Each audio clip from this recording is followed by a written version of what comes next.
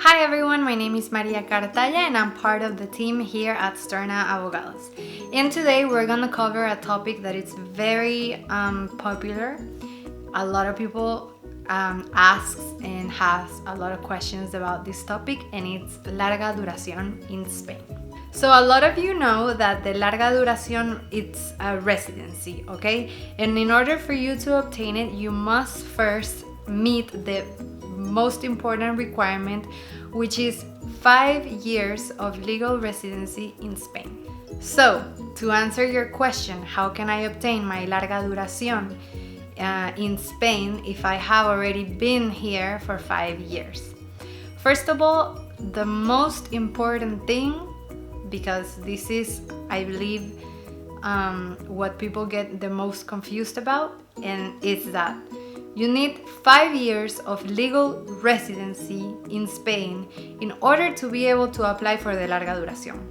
Which means, if you have been in Spain for 5 years, but you have not been a resident during those 5 years, that means you're not eligible.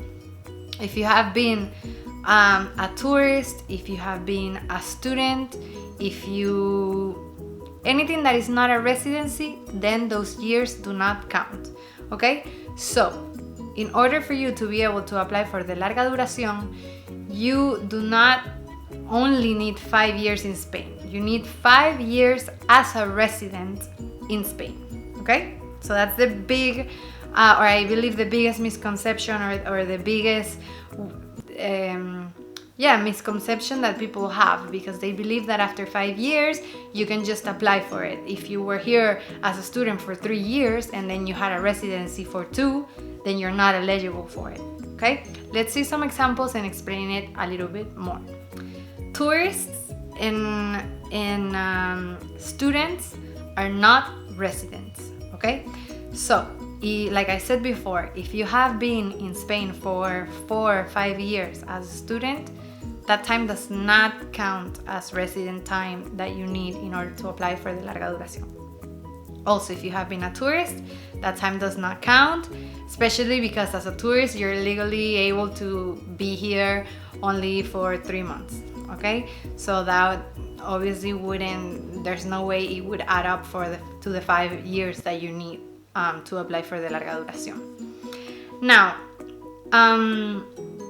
let's talk about the Larga Duración and the Larga Duración European Union, because there are two different Larga Duración.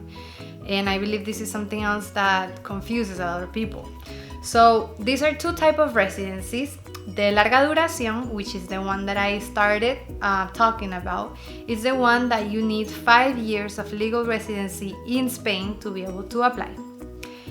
The Larga Duración EU, which means European Union, is different because the student years do count towards you being able to apply for the Larga Duración EU.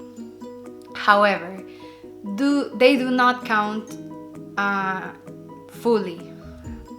Let me try to explain. They count 50%, okay? So if you have been a student in Spain for 5 years, out of those 5 years, half of that time does count toward you being able to apply for Larga Duración EU, which means you have, in those 5 years, you have accumulated 2.5 years that you can count towards those 5 years that you do need as a resident. Now, what happens is that it's a big misconception that people believe that when you are a student, you go straight from being a student, let's say a student that has been in Spain for 10 years, okay? So that student has half the time is 5 years. There's a big misconception that the student after 10 years can go straight and apply for Larga Duración EU. And that's not the case, because there are different stages of where you need to be at in order to get to the Larga Duración EU. First, you're in the student phase. After the student phase, you must do a process called modification. And when you are in modification, you can modify your status, okay? So what that means is you modify your status to cuenta ajena, tu cuenta propia, or tu cuenta propia, one of those, okay? So cuenta ajena is when you work for a company, and cuenta propia is when you become autónomo, which means freelance, you work on your own.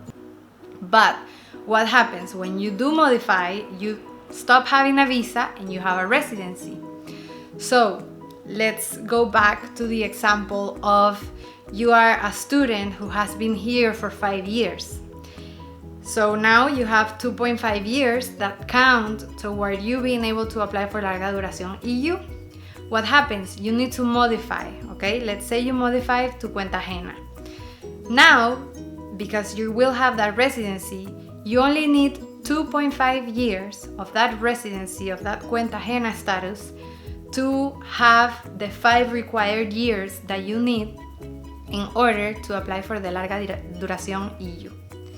Hopefully that makes sense. I know that it's a little bit complicated and it can be a little bit confusing, but that's one of the main differences between Larga Duración and Larga Duración EU. So for the Larga Duración, basically the student years do not count at all. You need 5 years of legal residency. And for Larga Duración EU, half of your student years do count towards those 5 years you need in order to apply for the Larga Duración EU.